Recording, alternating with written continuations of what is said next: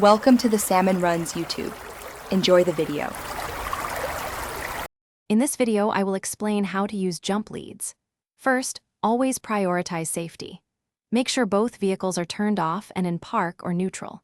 It's crucial to wear safety glasses and gloves to protect your eyes and hands from potential sparks or battery acid. Before connecting anything, visually inspect the jump leads for any damage and check both batteries for leaks or corrosion. This initial check can prevent serious issues. Now, let's connect the positive cable. Take the red, positive clamp and attach it firmly to the positive terminal of the dead battery. This terminal is usually marked with a plus sign. Next, take the other end of the red cable and connect it to the positive terminal of the working vehicle's battery.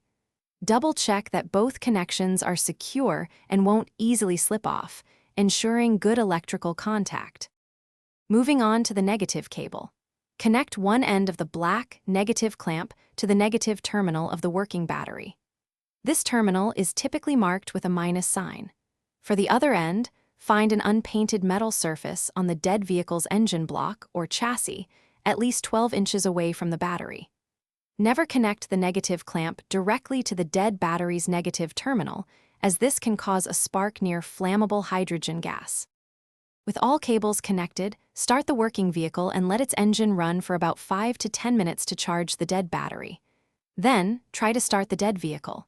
Once it starts, disconnect the cables in the reverse order of connection. First, the black clamp from the dead vehicle's chassis, then the black clamp from the working battery. Next, remove the red clamp from the working battery, and finally, the red clamp from the now started vehicle's battery. Thanks for watching. Consider subscribing if we helped you.